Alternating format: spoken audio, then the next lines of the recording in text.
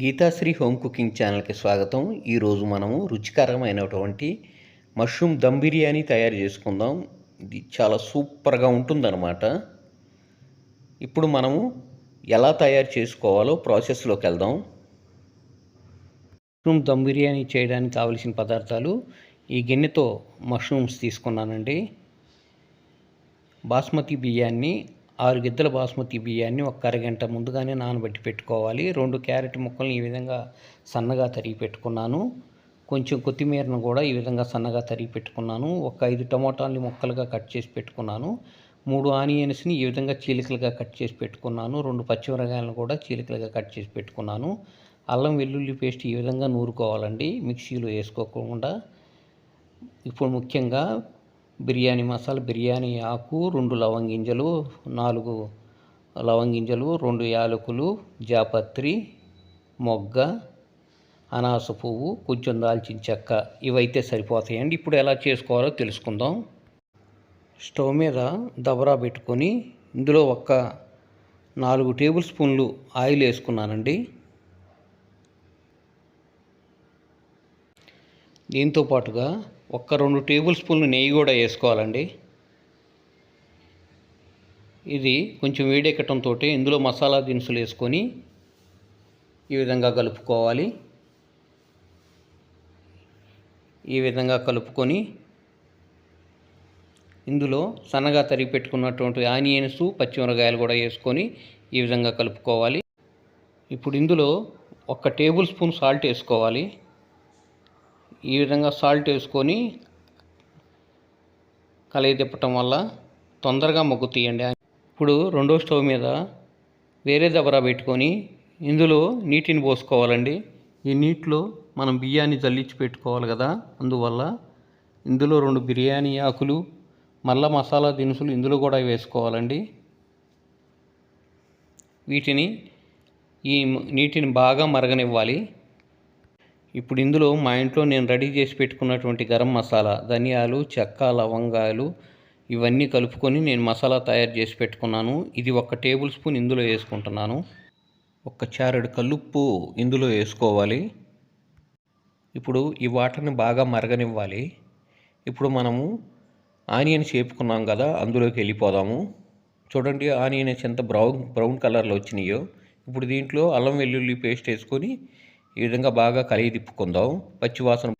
ఈ వాటర్ మరగబెట్టుకుంటున్నాం కదా, ఇందులో కూడా అల్లం వెల్లుల్లి పేస్ట్ కొంచెం వేసుకోవాలి, ఎందుకంటే ఈ ఫ్లేవర్ చాలా బాగుంటుంది కాబట్టి. ఇప్పుడు ముక్కలుగా కట్ చేసి పెట్టుకున్నటువంటి టమాటాలను ఇందులో వేసుకోవాలి. ఈ చీలికలుగా కట్ పెట్టుకున్నటువంటి క్యారెట్ ముక్కలను కూడా ఇందులో వేసుకొని బాగా కలుపుకోవాలి. ఇప్పుడు ఇందులోనే కొత్తిమీరను చల్లుకొని బాగా కలిగి తిప్పుకొని బాగా మగ్గనివ్వాలి.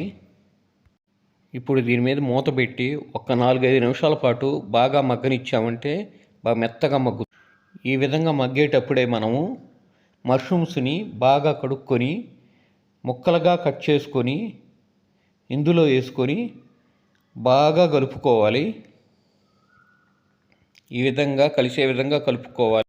ఇలా బాగా కలుపుకున్న తర్వాత మంటను సిమ్ములో ఉంచుకొని మూత పెట్టి బాగా మగ్గనివ్వాలి. ఇది మగ్గటానికి చాలా ఎక్కువ టైం పడుతుంది, ఎందుకంటే ఇందులో నుంచి వాటర్ ఊరి దాంతోనే మగ్గాలి కాబట్టి. ఇప్పుడు ఇందులో 1 టేబుల్ స్పూన్ పసుపు వేసుకుంటున్నాను. ఇప్పుడు కూరకు సరిపడా సాల్ట్ వేసుకుంటున్నాను. ఇందాక కొంచెం వేసుకున్నాం కదా, ఇప్పుడు ఇంకొంచెం వేసుకుంటే సరిపో. దీన్ని ఇప్పుడు కలుపుకొని మూత పెట్టుకొని మగ్గనివ్వాలి. ఈ విధంగా బాగా కలుపుకొని మూత పెట్టి మగ్గనివ్వాలి. చూడండి వాటర్ ఎలా రిలీజ్ అయినాయో. ఈ విధంగా అప్పుడప్పుడు మూత తీసుకొని కలిగి తిప్పుకొని మళ్ళీ మూత పెట్టి మగ్గని. ఈ రెండో గిన్నెలో వాటర్ మరిగిన తర్వాత ఇందులో మనము నానబెట్టుకున్న బియ్యాన్ని వడేసుకొని ఇందులో వేసుకోవాలి. ఈ బియ్యాన్ని ఇందులో వేసుకున్న తర్వాత ఒక 80% వరకు ఉడకనివ్వాలి. ఇందులో 1 చెక్క నిమ్మకాయలు పిండుకుందాం. 1 టేబుల్ స్పూన్ ఆయిల్ కూడా వేసుకుందాం. ఈ రెండో గిన్నెలో మష్రూమ్స్ ఇంతవరకు మగ్గినాయి కదా, ఇప్పుడు ఇందులో మనము 2 టేబుల్ స్పూన్లు కారాన్ని వేసుకుంటున్నాను.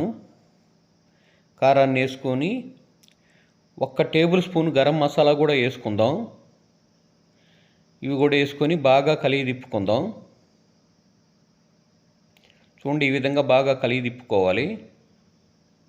ఈ కారం మసాలాలు పట్టేంత వరకు, అంటే ఒక 5 నిమిషాల పాటు మూత పెట్టి మగ్గనిద్దాం. 80% రైస్ ఉడికింది. ఇప్పుడు ఈ రైస్ని ఈ మష్రూమ్స్ గిన్నెలో వాటర్ లేకుండా వడగట్టుకుంటూ వేసుకుందాం. ఇప్పుడు ఈ రైస్ మీద మనము కొంచెం కొత్తిమీర చల్లుకుందాము. కొంచెం కొత్తిమీర చల్లుకొని ఒక 3 టేబుల్ స్పూన్లు నెయ్యి దీని మీద వేసుకొని ఈ విధంగా వేసుకుందాం. వేసుకొని మూత పెట్టుకుందాము. మూత బారులు ఇచ్చుకొని ఈ మూత మీద ఏదైనా బరువైన వస్తువు పెట్టి ఒక్క 5 నిమిషాల పాటు మంటను సిమ్ములో ఉంచి మగ్గనిద్దాం. పైదాకా వచ్చింది కాబట్టి చాలా జాగ్రత్తగా తిరగేసుకుందాం.